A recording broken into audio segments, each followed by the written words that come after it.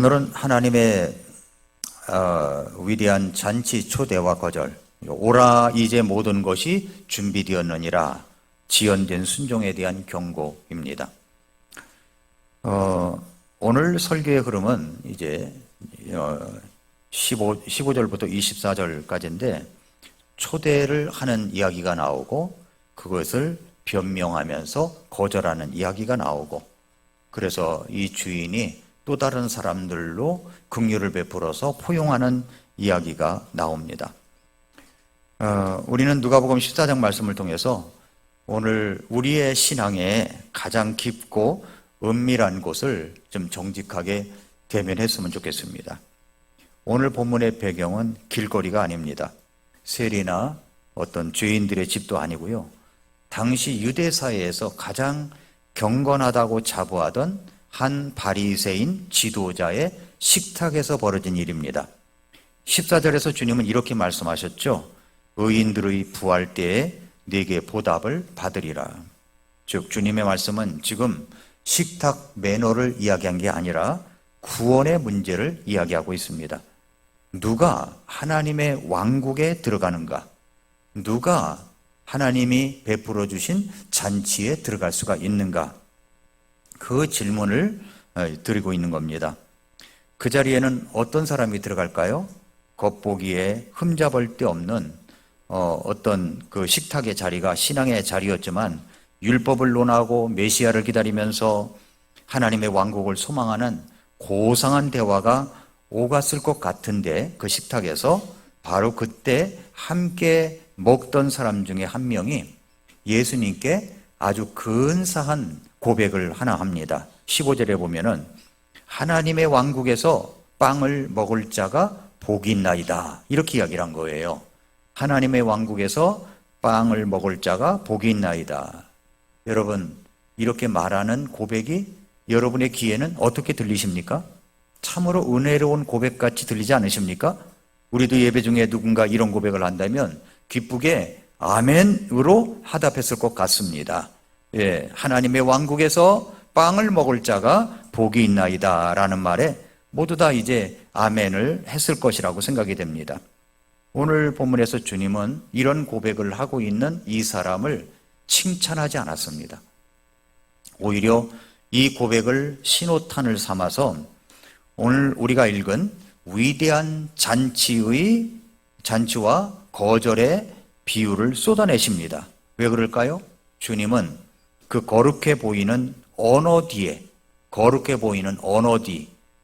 보이는 말 뒤에 숨어 있는 거짓 확신과 영적 나태함을 드러내시고 있는 겁니다. 하늘의 왕국에서 빵을 먹을 자가 복이 있습니다, 이렇게 말한 그 뒤에 숨어 있는 이야기, 숨어 있는 심리적인 모습들, 이런 것들을 지금 들추어내시는 거죠. 그런데 이것은 오늘날 현대교회 안에도 침투한 가장 무서운 질병이라고 할 수가 있습니다. 입술로는 천국을 말합니다. 신앙을 말합니다. 나는 예수님을 믿는다고 말합니다. 교회 다닌다고 말합니다. 그러나 주님께서 원하시는 초대는 거절하고 있다는 거죠. 거절하고 있습니다. 구원을 보험처럼 가방에 넣어두기만 하는 거죠. 여러분이 이제 보험을 하나 든다고 생각해 보세요. 이 보험은 귀중한 보험이에요. 그런데 예를 들어 자동차 보험이든지 생명보험이든지 여러 가지 보험에 들 수 있겠죠? 그런데 보험 설명을 설계사에게 다 들었습니다. 다 듣고 난 다음에 뭐 해야 됩니까? 사인을 해야 됩니다. 거기에 사인하지 않은 보험 서류는 아무 소용이 없어요. 사인을 하고 등록이 돼야만 효력을 발휘할 수가 있죠. 그런데 마치 사인하지 않은 서류를 붙들고 있는 것과 똑같다는 이야기입니다.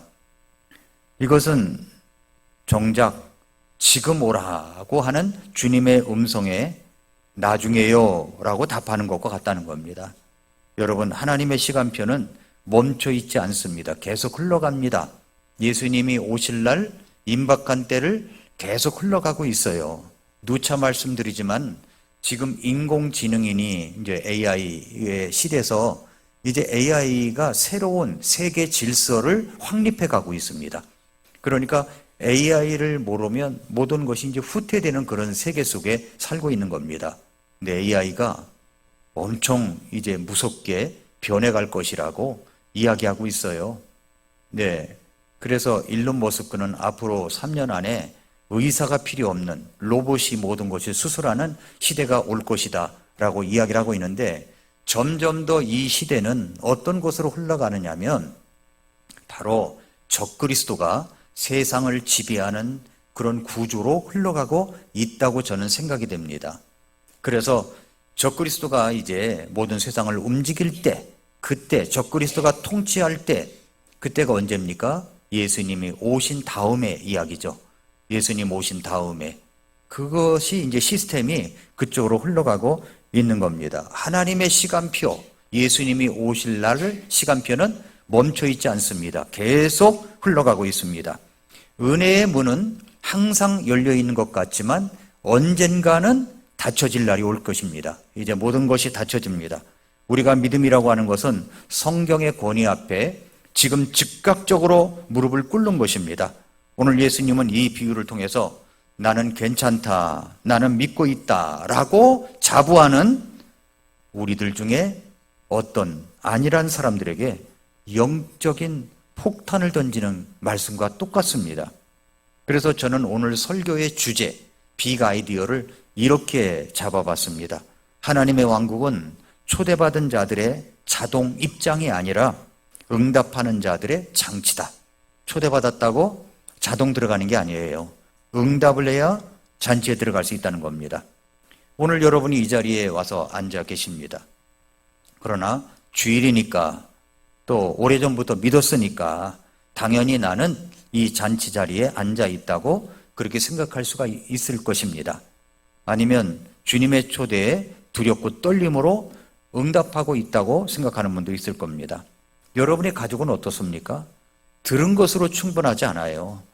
사인을 해야 합니다. 마음으로 믿고 입으로 시인해야 됩니다. 회개하고 예수님을 믿는 결과까지 가야, 분명한 결정까지 가야 구원을 받는 것입니다.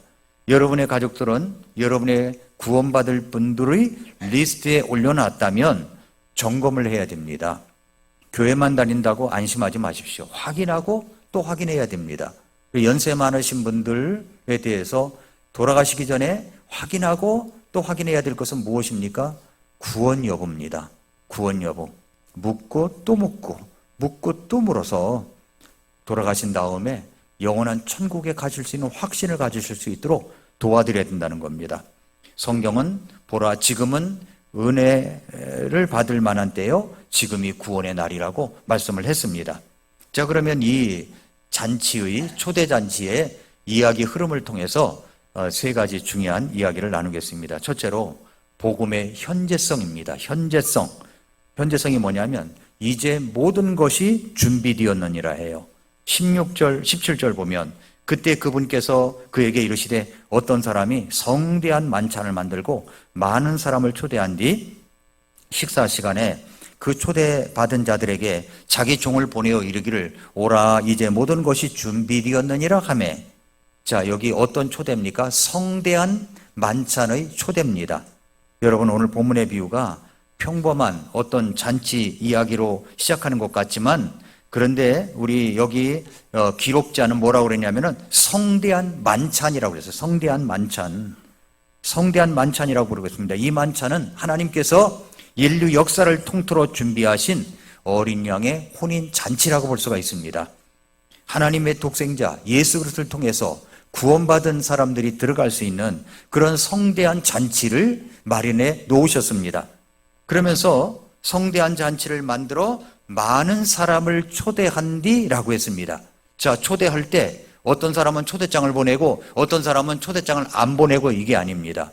어떤 사람은 구원받을지 선택을 하고 어떤 사람은 구원받지 못할 것이다라고 선택을 하는 그런 것이 아니에요. 예정론이 아닙니다. 우리 주님은 누구든지 우리 주님께 들어올 수 있는 자격을 다 주셨습니다. 응하면 돼요. 그래서 구원받을 사람을 정해놓는 예정론이라고 하는 것은 아주 잘못된 겁니다.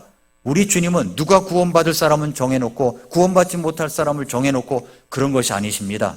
우리 주님은 하나님이 세상을 이처럼 사랑하사 누구든지 예수님을 믿고 구원받을 수 있는 초대를 해놓으셨습니다. 그래서 많은 사람을 초대하셨습니다. 뭐라고 하셨습니까? 17절에 오라 이제 모든 것이 준비되었느니라. 이 말씀은, 이 짧은 한 문장이 우리 기독교 복음의 아주 정수입니다. 이 복음은 내가 뭘 준비해서 오라는 게 아니에요. 내가 다 준비했으니까 너는 오기만 하라고 선포하는 겁니다. 그러니까 종교는 인간이 하나님을 향해서 찾아가는 행위입니다. 그러나 복음은 하나님께서 인간의 몸을 입으시고 이 땅에 오셔서 우리들의 모든 죄를 용서하시며 다리를 놓아주신 겁니다. 우리는 종교를 믿는 것이 아닙니다. 복음을 믿고 있습니다. 그래서 100% 구원의 잔치는 100% 하나님이 준비하신 것이지 99%는 하나님이 준비하시고 1%는 사람의 행위가 들어간 것이 결코 아니라고 하는 겁니다. 그래서 여기서 이제 모든 것이 준비되었느니라고 그랬죠. 이제라는 말은 헬라어 원어가 에데입니다. 에데라는 말은 이미 이제는 더 이상 기다릴 필요 없이 결정의 시점에 도달하여라는 뜻입니다. 그러니까 원문의 뜻은 킹제임스 성경 번역 그대로 이제 모든 것이 이미 준비가 끝났다는 긴박한 현재성을 띠고 있는 말씀입니다. 그리고 복음의 초청 시간은 언제나 현재입니다. 현재. 나중에 상황이 좋아지면, 자녀들 다 키워놓고 마음의 여유가 생기면, 내 삶의 문제들이 어느 정도 해결되면 가겠다가 아니에요. 주님의 음성은 단호합니다. 에데, 바로 이제예요. 바로 지금입니다. 지금 오라고 말씀하시는 겁니다. 우리는 피 흘린 발자취의 역사를 따라서 믿음의 선배들은 이 현재성을 목숨처럼 붙들었어요. 왜 그렇습니까? 내일은 우리의 시간이 아니기 때문입니다. 주인의 종이 초청장을 들고 문 앞에 서 있는 바로 그 순간이 영혼을 결정하는 순간입니다. 그러니까 성대한 잔치는 이미 시작되었어요. 모든 음식은 잘 차려져 있습니다. 주인은 문을 열고 기다리고 있습니다. 모든 준비가 끝났다는 말은 더 이상 이제 인간 쪽에서 핑계댈 구실이 사라졌다는 뜻이기도 합니다. 만약에 여러분이 아직 준비가 안 되었습니다 라고 말한다면 그것은 교만이라는 겁니다. 교만. 주인이 다 준비되었다고 하는데 왜 여러분이 준비되지 않았다고 말합니까? 그것은 주인의 준비를 모욕하는 겁니다. 구원의 확신이 흔들립니까? 여러분의 감정의 상태를 보지 마십시오. 모든 것이 준비되었다고 선언하고 주인의 완벽한 잔치상을 한번 여러분 보시기 바랍니다. 이 잔치는 초대받았다는 명단에 이름이 적혀 있다는 것으로 끝나지 않습니다. 그 명단은 그냥 초청일 뿐이에요. 실제 잔치의 기쁨을 누리는 것은 그 부름에 즉각적으로 발걸음을 떼서 그 주인의 집에 들어간 사람들 뿐입니다. 초청받았다고 해서 구원의 문 안에 다 들어오는 것이 아닙니다. 초청을 받았으면 그 성대한 만찬에 들어와야 하는 겁니다. 여러분은 지금 어디에 있습니까? 그 성대한 만찬에 들어와 계신가요? 아니면 바깥에 계신가요? 네, 이제 오라는 음성에 반응하여 문턱을 넘었습니까? 아니면 넘지 못하고 있습니까? 기억하십시오. 하나님의 시간표에서 가장 중요한 단어는 내일이 아니라 오늘이며 나중이 아니라 지금입니다. 지금 모든 것이 준비되었습니다. 그렇다면 모든 것이 준비된 이 성대한 주님의 잔치에 여러분의 가족은 어떻습니까? 가족은 다 들어오셨나요? 가족은 다 성대한 잔치에 초대받아서 들어와 계신가요? 그것을 점검해 보자는 겁니다. 이 얼마나 중요한 말씀인지 몰라요. 그 다음에 두 번째로는 그 성대한 잔치에 지연된 순종입니다. 지연된 순종. 그것은 18절부터 20절에 나와 있습니다. 그들이 다 하나같이 변명하기 시작하여 그 세 사람이 핑계거리를 대고 있습니다. 변명을 하고 있어요. 변명. 이것은 여러분 이 비유는 가장 비극적인 장면이라고 생각이 됩니다. 주인이 이제 모든 것이 준비되었다고 종을 보냈을 때 성경은 충격적인 단어를 기록합니다. 18절에 다 하나같이 라고 이야기합니다. 다 하나같이. 다 하나같이 변명하고 있어요. 이것은 하나님을 거부하는 타락한 인간들의 공통된 본성이라고 할 수가 있습니다. 그들은 주인을 대놓고 욕하진 않아요. 잔치가 형편없다고 비난하지도 않습니다. 오히려 그들은 아주 공손하고 합리적인 이유를 대면서 어떤 이야기를 하냐면 양해하라라고, 프리스라고 이야기합니다. 하지만 여러분 속지 마십시오. 이것은 정중한 거절도 결국은 거절이라는 겁니다. 지금은 바쁘니까 나중에 가겠다는 말은 사실상 내 삶에서 당신의 잔치는 우선순위가 아니라는 말이 되거든요. 사탄은 우리에게 하나님을 믿지 말라고 하지 않습니다. 단지 오늘 말고 나중에, 내일 하라고 얘기해요. 네 사정이 좀 나아지면 그때 순종하라고 속삭입니다. 이것이 바로 지연된 순종의 함정입니다. 세 가지 변명을 해요. 첫째 변명이 뭐냐면 18절에 나는 땅 한 구획을 샀으므로 반드시 가서 그것을 보아야 하니 원하건대 내 사정을 양해해 달라고 얘기합니다. 내 사정이 있다 이거예요. 사정이 뭡니까? 사정, 땅을 샀다는 거죠. 땅을 하나 샀는데 가서 봐야 된다는 겁니다. 땅을 샀으므로 보고 가야 된다. 그 땅이 어디 도망갑니까? 이미 샀으면 그 땅이 그대로 있을 거 아닙니까? 그 땅이 어디 도망가나요? 근데 그걸 봐야 된다는 거예요. 그러면서 뭐라고 그러냐면 반드시 가서, 그 말을 또 붙여요. 반드시 가서 양해해 달라고 이야기를 합니다. 이 말은 무슨 말이냐면은 형편이 좀 안정되면 가겠다는 말이에요. 형편이 좀 안정되면. 이것은 땅의 문제가 아닙니다. 우선순위의 문제예요. 우선순위의 문제. 교회에서 어떤 이제 헌신 부서가 있습니다. 이것 좀 헌신해 주시겠습니까? 라고 했더니 제가 요즘에 좀 안정이 안 돼서요. 안정이 되면 그때 하겠습니다. 라는 말하고 같은 말이라는 거죠. 기반을 먼저 잡아야죠. 라고 말하는 책임감 있는 모습처럼 보이지만 실상은 하나님보다 소유와 안정을 더 신뢰하는 불신앙입니다. 소유와 안정을 더 신뢰하는 불신앙이에요. 하나님을 신뢰한다고 입으로는 고백하지만 실제로는 내 삶의 안정이 확보되어야만 가겠다는 겁니다. 순종하겠다는 말이에요. 그것은 책임감 있는 말처럼 들릴진 모르지만 우선순위 속에서 하나님을 차등해 둔 겁니다. 저 밑에 둔다는 거죠. 하나님께 드리는 물질적인 것도 마찬가지입니다. 누구나 자기 사정이라는 것이 다 있어요. 주님께서 주신 것 중 일부 10분의 1이면 10분의 1 정해진 헌금을 드리는 거 있어서 갈등하는 분들이 있습니다. 자기 사정이 있기 때문이죠. 자기 사정이 있어요. 오늘 땅 사람과 똑같은 자기 입장을 갖고 있습니다. 내 사정이 있다. 양해해달라. 양해해달라. 사정이 있다는 겁니다. 사정이. 그러나 그것은 소유와 안정이 되지 않았기 때문에 소유와 안정이 확보된 다음에 하겠다는 태도입니다. 소유와 안정이 확보된 다음에 하겠다는 거예요. 내 소유가 좀 안전하지 않다. 확보가 된다. 내 마음에 안정감이 있을 때 그때 하겠다는 겁니다. 그 말은 뭐냐면 정중한 거절도 거절입니다. 양해해달라고요? 우리 주님이 양해하실 것 같습니까? 아닙니다. 우선순위 속에서 주님이 쭉 밀려난 거예요.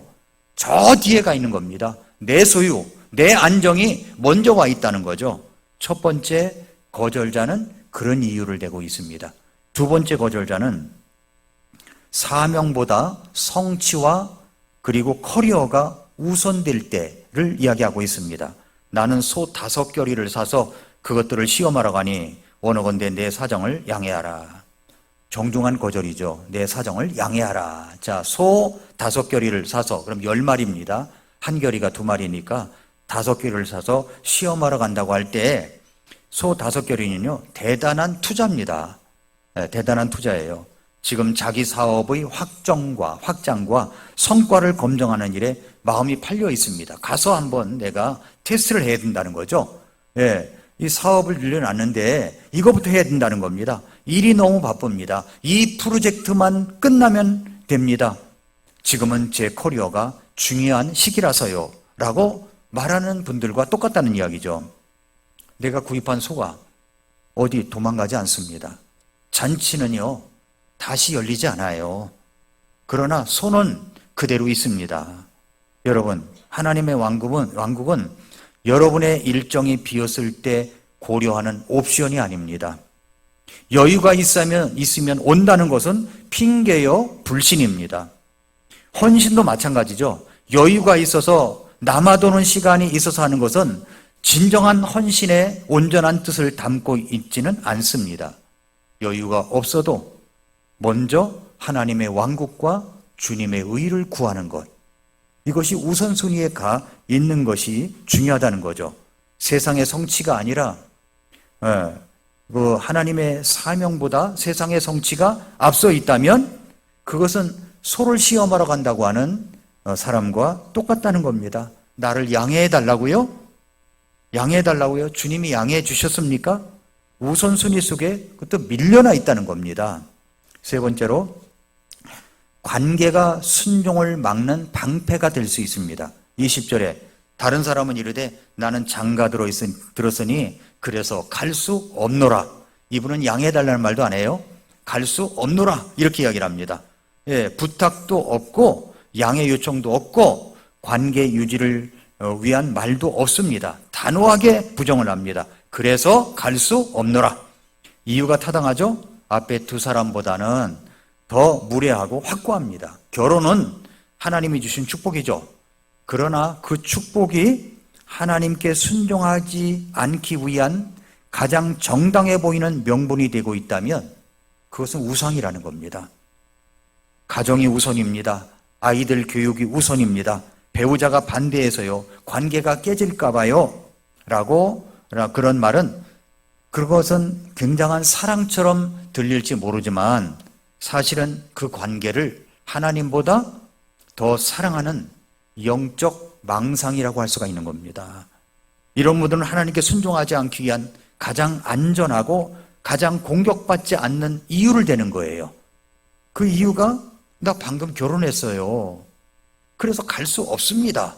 양해해달라는 말도 안 해요. 갈 수 없습니다 라고 이야기를 하고 있는 겁니다. 그것이 먼저 우선순위 속에 가 있는 거죠. 이 잔치가 어떤 잔치인지도 모르고 나는 장가 들었으니까 갈 수 없습니다. 같이 오면 되죠? 그런데 같이 가겠다는 말도 없습니다. 나는 장가 들었으니까 갈 수 없다고, 가정에 이 중요한 안정이 있어야 된다고 그렇게 이야기를 하고 있습니다. 이 세 가지 이유 중 도덕적으로 잘못된 것은요 하나도 없어요. 땅을 사고 소를 시험하고 결혼하여 가정을 생각하는 것이 죄입니까? 아닙니다. 그런데 여러분, 진짜 죄는 그 정당한 일들이, 우리 주님께서 성대한 만찬을 준비해 놓고 많은 사람을 초청하면서 이제 모든 것이 준비되었으니까 지금 오라 하는 하나님의 초대를 밀어낼 때 발생하는 겁니다. 하나님의 시간표는 인간의 사정을 기다려주지 않아요. 주인은 이제라고 했어요. 모든 것이 준비되었다고 선포합니다. 여기에 나중에 라고 답하는 것은 중립이 아닙니다. 그건 거절이에요. 지금은 아닙니다 라는 태도는 이미 여러분의 마음이 하나님이 아닌 세상을 향해 방향을 정했다는 증거입니다.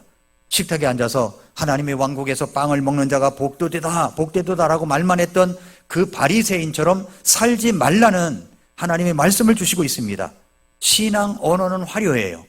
기도해 줄게요. 우리 같이 기도합시다. 내 믿음은 어때요? 이런 얘기를 하지만 정작 하나님께서 요구하시는 것에는 내 안정과 편안함이 우선이고, 그리고 내 커리어 쌓는 것이 우선이고, 그리고 어떤 관계가 우선이라면 그건 문제가 있다는 거죠. 우리 주님은 이것을 지금 이 바리새인들 앞에서 말씀하시고 있습니다. 자, 그렇다면 마지막으로 은혜의 강권과 최종 경고입니다. 21절부터 24절에 그 말씀을 하고 있습니다. 여러분, 초대받은 자들이 하나같이 다 거절을 했어요. 그럴 때 주인이 어떤 반응을 했습니까? 양해해달라고 좀 기다려주지 라고 하지 않았습니다. 21절, 그 종이 와서 자기 주인에게 이 일들을 알리니 그때 집주인이 노하여라고 했습니다. 노하여. 왜? 화가 난 겁니다. 노하여. 우리는 하나님의 공의와 진노를 가볍게 여기서는 안 됩니다. 하나님의 초대, 성대한 만찬, 구원의 만찬, 이 구원의 자리에 초대를 가볍게 여기는 것은 그것은 하나님을, 주인을 모욕하는 죄이기 때문입니다. 그런데 놀라운 사실이 있습니다. 이 주인의 분노는 그런 잔치를 해서 못 온다고? 그러면 접어버려! 해가지고서 문 닫아버린 게 아니라 오히려 이 분노는 이 초대의 문을 더 넓게 여는 은혜의 분노였습니다. 뭐라고 그랬냐면은 여기에 그 다음 절에 보니까 21절 중반에 보니까 자기 종에게 이르되 빨리 도시의 거리와 골목길로 나가 가난한 자들과 불구자들과 다리 저린 자들과 눈먼 자들을 여기로 데려오라 하니라 라고 했습니다. 도시의 거리와 골목길로 나가라. 초대는 이제 자격 있는 자들의 벽을 넘어서 여기에 사회의 가장자리에 있는 사람들, 가난한 자들, 불구자들, 다리 저는 자들, 맹인들을 초대합니다. 성도 여러분, 이것이 복음의 신비입니다. 처음에 예수님은 유대인들을 위해서 오신 거예요. 그런데 유대인들이 거절했습니다. 이 복음의 신비가 넘어가가지고 누구에게로 왔습니까? 이방인들에게로 온 거예요. 이방인들. 그래서 이방인들에게 구원의 복음이 전해지게 된 겁니다. 이것이 복음의 신비입니다. 스스로 자격 있다고 믿으며 자기 삶에 도취된 자들은 이제 밖으로 밀려나고 내가 어찌 이런 자리에 갈 수가 있습니까? 라고 고백하는 자격 없는 죄인들이 잔치상을 차지하게 된 겁니다. 이 복음이라고 하는 것은 자격 있는 자들의 전유물이 아니라 오직 자격 없음을 인정하는 자들의 잔치입니다. 그래서 이 자리에 나와 계신 여러분들은 우리 주님 앞에서 천부여 의지 없어서 손 들고 옵니다 라고 하면서 내가 죄인이라는 것을 고백하고 주님께 나와서 주님 앞에 죄를 회개하고 예수님을 구주로 믿고 구원받은 하나님의 자녀들이 모인 곳입니다.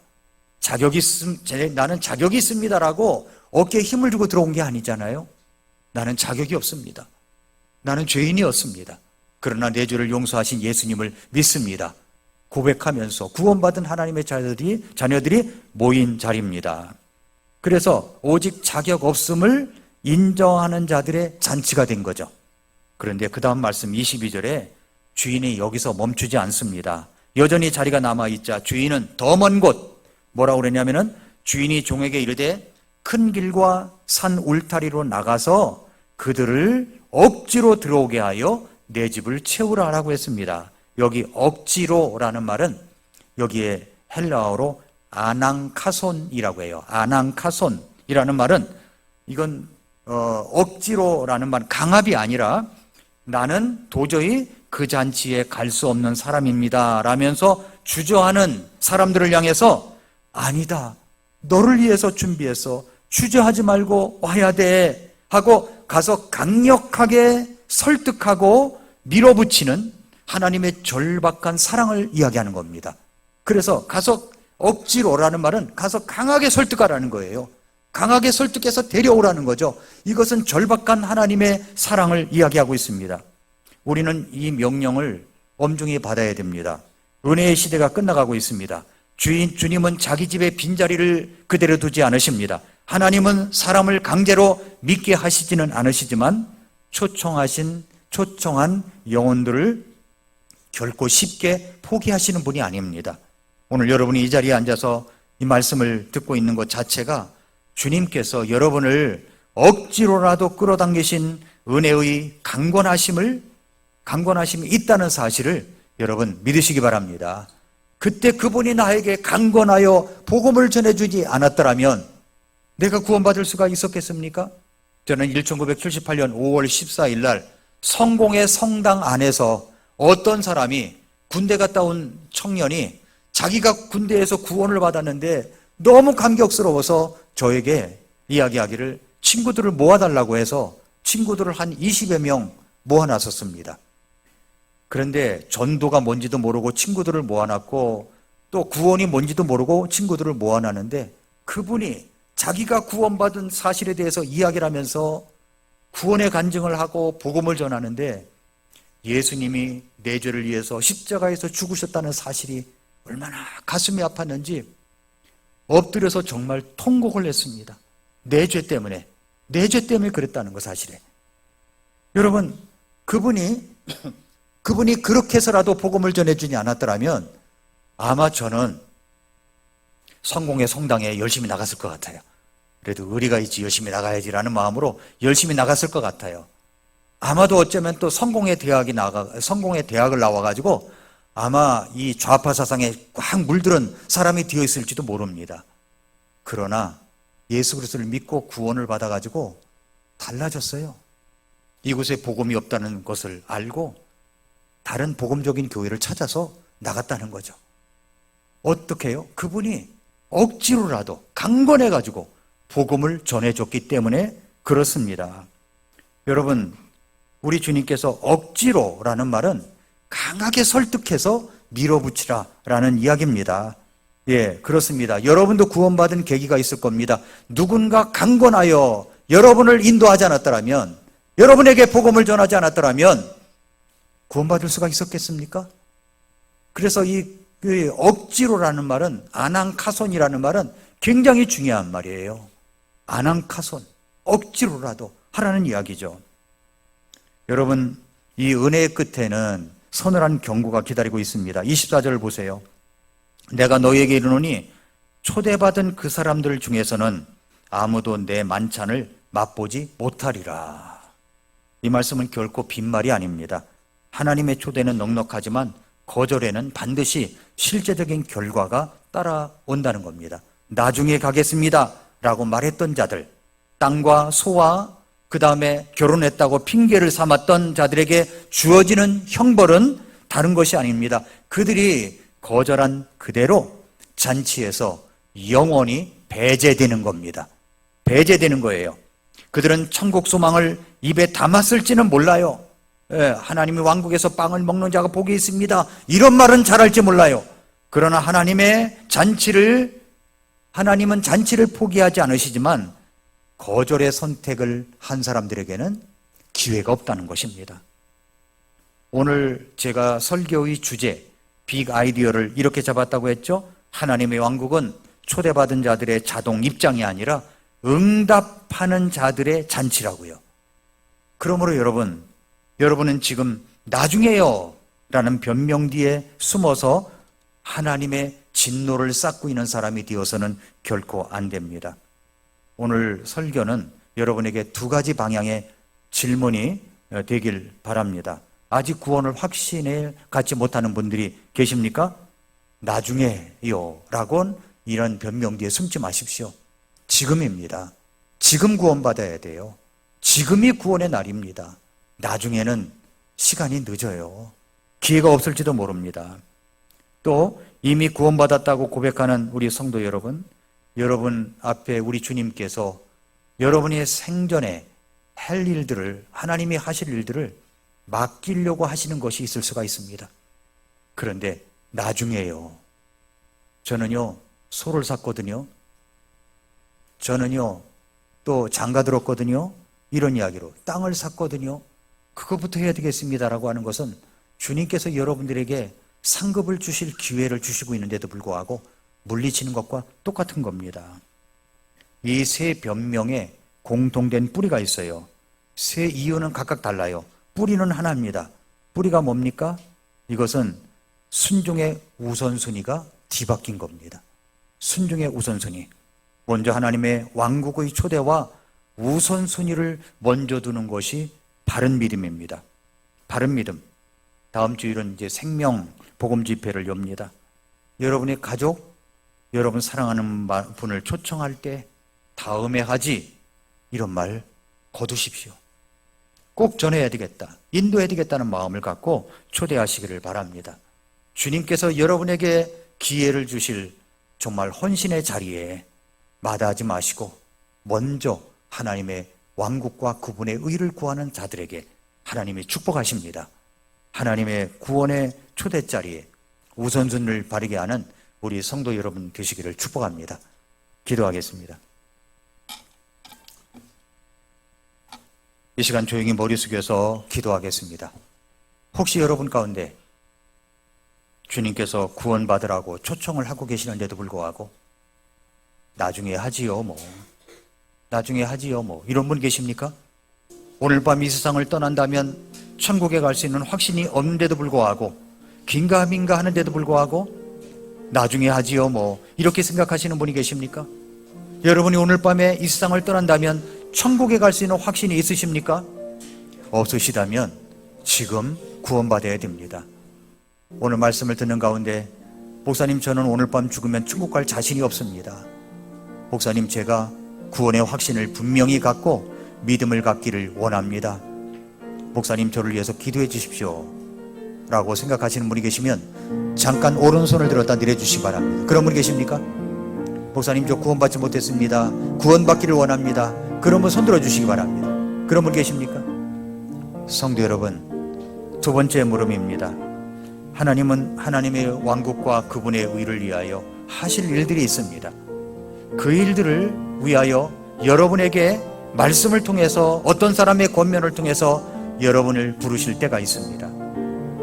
오늘 땅을 샀다고 하는 사람, 소를 샀다고 하는 사람, 결혼했다고 하는 사람들의 핑계처럼 주님을 먼저 우선순위에 두지 않고 뒤로 밀려나게 하지 마십시오. 먼저 하나님의 왕국과 의를 구하겠습니다 라고 하는 결단이 여러분의 결단이 되시기를 바랍니다. 우리 그 결단으로 같이 기도하겠습니다.